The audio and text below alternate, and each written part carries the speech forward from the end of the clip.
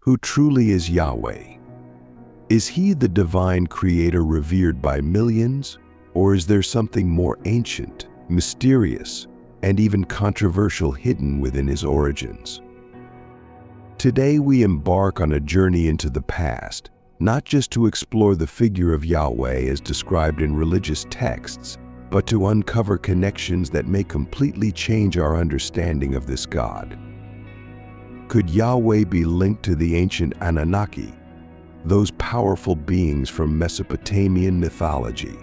Or is there an even older, secret story that has been concealed from us for centuries? In the vast sea of gods and supernatural beings worshipped by humanity over millennia, Yahweh, the God of the Bible, stands out as a force that has shaped civilizations. His name is remembered through the ages, but why has it endured? What makes Yahweh so deeply influential and powerful? Some even question whether Yahweh, as we know him, might be tied to ancient deities like the Anunnaki, whose origins and legends predate many religious narratives we hold sacred today. So who is Yahweh really? Welcome to our channel. The ancient texts from the followers of Abraham tell the story of a powerful God who appears to oversee the universe. This being, known as Yahweh, creates everything from stars and planets to animals, plants, and humankind itself.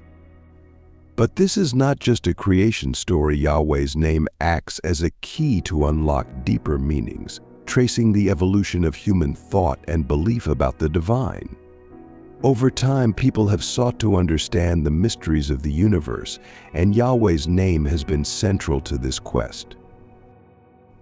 But there's more. Yahweh's influence stretches far beyond theology. His presence has impacted entire societies, customs, and the course of human history. To study Yahweh is not merely an academic exercise, it's a journey into the core of our shared history, a quest to uncover the deeper truths about our origin. What does this tell us about the nature of divinity? What ancient mysteries have been kept hidden for millennia? Our journey begins in the ancient Near East, where the first whispers of Yahweh's name were heard. But could this land, so rich in history and myth, also be where the Anunnaki held sway? These Mesopotamian gods ruled over creation myths and were worshipped by ancient civilizations like the Sumerians and Babylonians. Is it possible that Yahweh's name and origins are connected to these ancient deities? Could Yahweh, the God of Israel, have his roots in the Anunnaki legends of Mesopotamia? By peeling back the layers of history, we reveal startling connections that could reshape our understanding of the divine and our human origins. In fact, there's an ancient story hidden within the Genesis text, one that's been obscured by mistranslations and religious doctrines for centuries. What does this lost tale reveal about the true identity of Yahweh? As we continue this exploration, we encounter some of the earliest records of Yahweh, such as the Moabite stone, or Mesha stele, erected by King Mesha of Moab in 840 BCE. This stone tells a story familiar to readers of the Bible, but with one crucial difference. While the Bible claims victory for Israel, the Moabite stone celebrates a Moabite victory, and Yahweh is portrayed as an Israelite deity whose sacred objects were seized. But this is just one piece of the puzzle. As we fast forward to 1844, we uncover yet another intriguing clue when archaeologist Carl Richard Lepsius uncovered the ancient city of Saleb in Nubia, a site that revealed a fascinating inscription, Shasu of Yahweh. This suggests that Yahweh was worshipped by another group long before the biblical narratives were written. But who were these Shasu, and what role did they play in the worship of Yahweh? Were they Semitic nomads, as Egyptian texts describe, or something more? And if Yahweh wasn't originally a Canaanite deity, as many have assumed, where did this god truly come from? Some scholars suggest Yahweh began as a desert god, a figure adopted by the Hebrews during their exodus from Egypt. His association with fire and water, as seen in the book of Exodus, seems to support this. However, other theories propose that Yahweh was initially a minor deity in the Canaanite pantheon before being embraced by the nomadic Shasu. These competing ideas challenge everything we thought we knew about Yahweh's origins. The name Yahweh itself is a linguistic enigma, deeply rooted in ancient Semitic languages. It carries echoes of civilizations long gone and has been interpreted in many ways. Some say it means he who brings into existence whatever exists, while others link it to the verb to be, hinting at a sense of eternal presence. During the Middle Ages, Yahweh's name evolved into Jehovah, but could it have an even deeper connection to Arabic language roots, perhaps indicating Yahweh as a passionate, even jealous God, fiercely devoted to his people? Over time, Yahweh transformed from a local deity worshipped by the Midianites into the one true God of Israel. His name, once a symbol of devotion to a tribe, became a declaration of divine existence and universal power. In Judaism, the name of God is considered so sacred that it is never spoken aloud, with the consonants YHWH serving as a reminder to say Adonai instead. But the mystery of Yahweh's origins remains unsolved, with different biblical passages offering conflicting stories. After the Babylonian captivity in the 6th century BCE, Yahweh's power was codified, and the Hebrew scriptures were canonized during the Second Temple period, including the concept of a Messiah.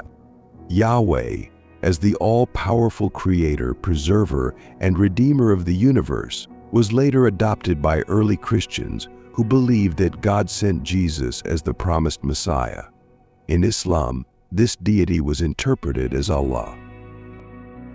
Now, back in time during the Iron Age, the Israelites in Canaan sought to distinguish themselves from their neighbors by elevating Yahweh above El, the supreme deity. Yahweh's association with the forge, fire, smoke, and smiting made him a suitable deity of storms and war, transforming him from a deity of transformation to one of conquest. Once known for his blessings of fertility and prosperity, El was a highly respected and frequently called upon deity. At the same time, Yahweh was emerging from his origins as an obscure regional god linked to the wilderness and stormy weather, and becoming a powerful presence within Israel's society. The dynamic between El and Yahweh was far from simple, riddled with conflict and integration, and marked with Yahweh taking on roles and traits previously linked to El. Yahweh's rise to dominance is unquestionable, as he transitioned from a local deity to the sole God of Israelites, a process marked by intricate religious evolution and transformation. This transition is clearly mirrored in early Israeli poetry and narrative literature, which often portrayed Yahweh as a militant figure. His elevated status as a national god was mostly cemented through Israel's wars. During times of peace, the tribes would turn to Baal, the god of fertility. However, in times of conflict, they sought help from Yahweh, the divine warrior, looking for triumph. The depiction of Yahweh as a divine warrior is a recurring theme in the Hebrew scriptures, which also form part of the Christian Old Testament. Even the New Testament borrows from this warrior imagery. In the earliest days of Israel, Yahweh was seen as a storm god of war, a powerful deity tied deeply to the elements of nature. This portrayal of Yahweh might have been influenced by the Canaanite religious practices nearby, which also worshipped storm gods. Given that the people of Israel lived in an area prone to severe weather, it's no surprise they leaned towards a god representing these potent forces. Thus their worship spread to include gods like El, Ashura, Baal, Uthashamash, and of course Yahweh. When they first settled in Canaan, the people practiced ancestor worship, honoring the god of the father or the god of the house, along with their human ancestors. However, Yahweh was seen as more than just a storm god. As they interacted with surrounding cultures and their spiritual practices, Yahweh's image changed. He started to be seen as a god of fertility and protection and a dispenser of justice. It's likely that this shift was influenced by Ashura, the Canaanite goddess of fertility who was widely worshipped. Despite Ashura's popularity, her worship sparked major theological arguments. The Israelites, particularly those in the southern kingdom of Judah, were leaning towards monotheism and saw the worship of Ashura as a threat to this emerging belief. The prophets, like Elijah, strongly opposed the worship of Ashura and other Canaanite gods, leading to violent clashes and the eventual suppression of Ashura's following. Political factors of the era also played a role in shaping Yahweh's worship.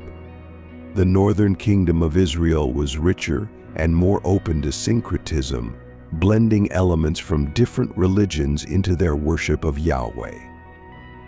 This approach faced strong opposition from the southern king of Judah, which was moving towards exclusive Yahweh worship. When the Assyrians destroyed the northern kingdom in 722 BCE, it marked a critical turning point in Yahweh's worship. Refugees from the north joined the southern kingdom, bringing with them their blended religious practices, which likely influenced the evolution of Yahweh's image and the development of unique Israelite religious customs. As the people of Israel built their society in Canaan, they wanted to stand out from their neighbors. This led to them prioritizing Yahweh over El, the traditional Canaanite supreme god. However, they didn't fully embrace monotheism yet. The people remained henotheistic through the era of Judges and the Kingdom of Israel. The kingdom split following Solomon's death in 931 BCE, leading to the creation of the southern kingdom of Judah with Jerusalem as its capital. In Judah, worshiping Yahweh was not just a religious act, but it was also a part of their identity. Yahweh was seen as their protector. The people of Judah believed they were chosen by Yahweh, which influenced everything from their religious traditions to their political decisions and cultural ways of life. Yahweh was seen as a warrior god, a shield against enemies, a perception that was likely influenced by the tumultuous times Judah lived in. Surrounded by mighty empires and frequently drawn into their disputes, the people of Judah turned to Yahweh for safety and rescue. Their faith in Yahweh's protective power had a direct impact on everything, from their military strategies and diplomatic ties to their domestic policies. In Judah, the worship of Yahweh was supported by the state. The kings of Judah, starting with David and Solomon, were seen as the earthly representatives of Yahweh. They were believed to have been chosen by Yahweh to lead his people, which gave them both political and religious power. They were the protectors of faith, charged with keeping its practices pure and upholding its principles. However, the relationship between Yahweh and the kings of Judah wasn't always smooth. There were times when kings, motivated by political gain or personal ambition, strayed from the faith. They brought in foreign gods, allowed blended practices in Yahweh's worship, and persecuted the prophets who dared to criticize them. These actions were seen as betrayals of Yahweh that deserved divine punishment. During these periods of religious change, prophets emerged as the moral compass of Judah. They were seen as the voice of Yahweh, guiding the people back to their God. They spoke out against idol worship, condemned injustices in society, and warned about the severe consequences of abandoning Yahweh. Their messages were not always well received, but they were crucial. They were the guiding light, leading the people of Judah back to Yahweh whenever they strayed. But the question remains, why do we, as a collective society, continuously revere this deity born from the pages of history as the one true God? What compels us to give thanks, beseech blessings, and croon praises to this entity? Might our fascination with the divine reflect a deeper urge to explore our own complexities and unravel the mysteries of divine identities concealed within sacred texts? Could it be that our minds are drawing us an intriguing maze of cosmic knowledge and self-discovery? It's as though we're cracking open an ancient vault, decoding whispers of divine echoes that have resonated through time and space. Could this adventure not only reveal the secrets of the Anunnaki and ancient aliens, but also illuminate our understanding of ourselves and our place in the cosmos? Acknowledging that Yahweh was not initially a single deity but evolved into a monotheistic God is crucial to perceive the extraterrestrial influence on our civilization's growth. Now, it's important to understand that Yahweh's evolution from being one among many to being the supreme deity worldwide happened along two pathways. Firstly, from a human viewpoint, we've been exploring how the shift from polytheism to monotheism in ancient Israel was a slow and complex process spanning several centuries. In the late Bronze Age, numerous deities were linked with powerful cities in a typically polytheistic society. Israel had its national deity Yahweh, but still acknowledged a pantheon, much like other ancient Near Eastern states. Over time, Yahweh started assuming a dominant role, slowly transitioning towards monotheism, a path marked by social, political, and cultural alterations over time. Secondly, the theological transition of Yahweh to the sole deity represents the perspective of the divine entities themselves.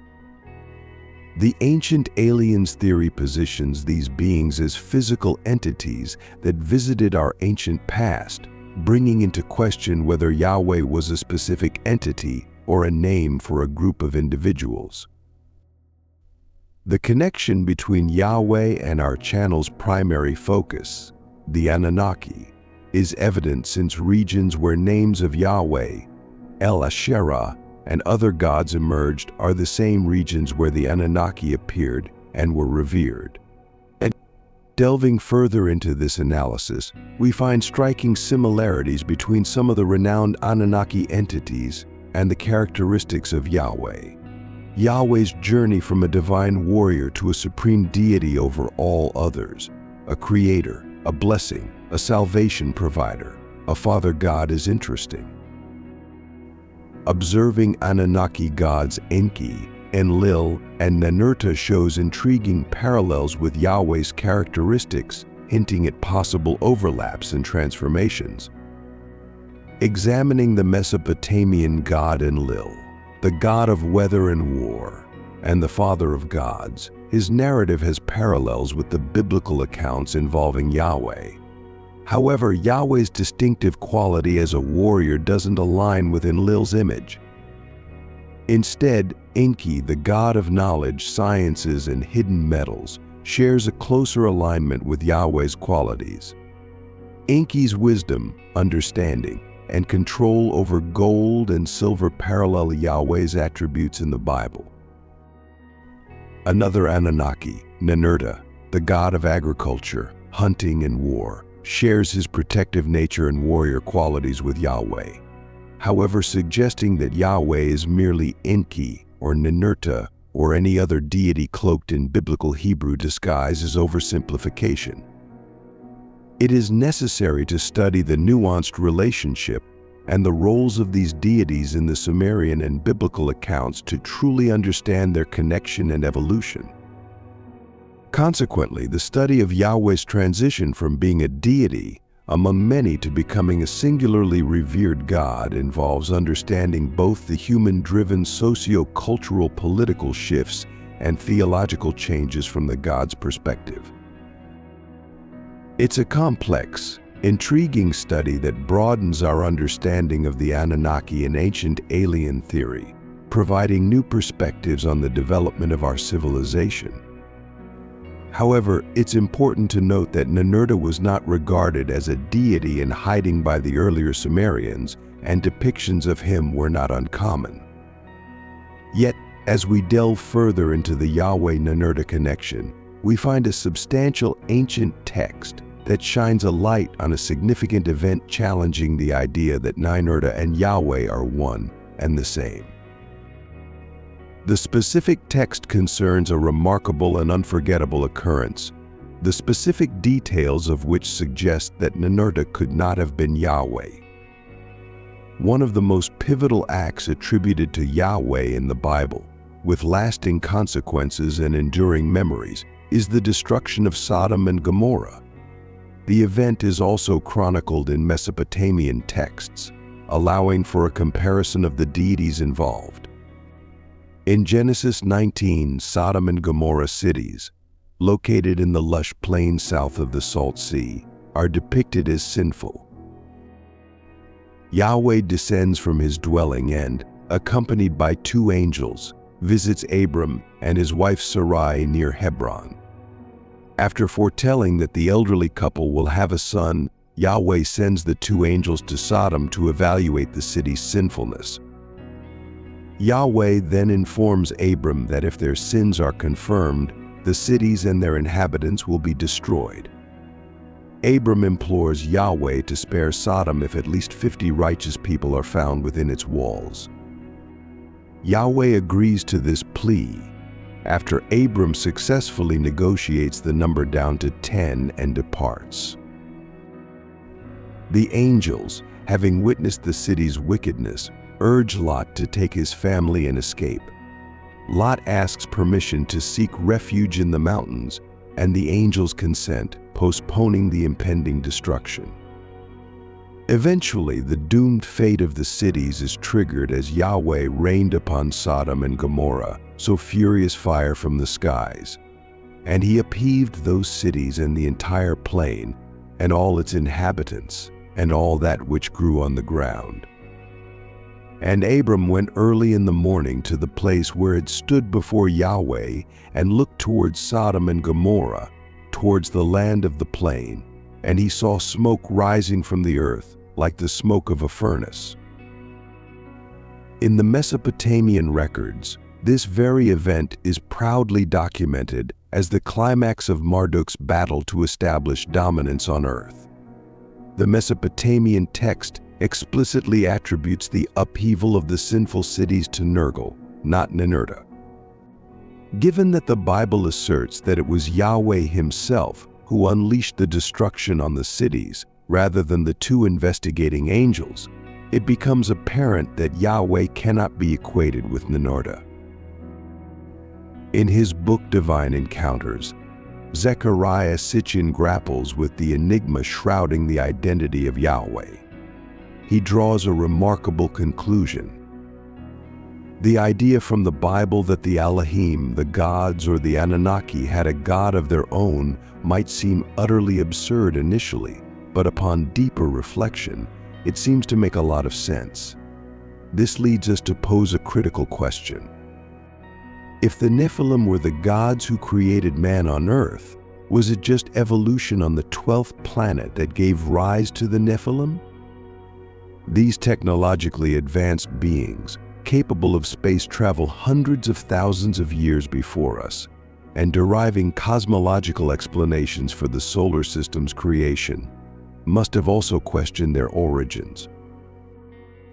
This could have led them to what we define as religion, their concept of God, where according to Sitchin, Yahweh isn't an Anunnaki, but rather a divine being that even the Anunnaki revered.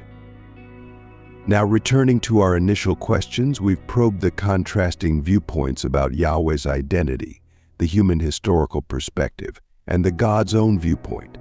This intricate tapestry of perspectives underscores the topic's complexity as well as its interconnectedness. The imposing nature of the Anunnaki topic and the potential of the ancient aliens theory to rock the world's religious perceptions become clear.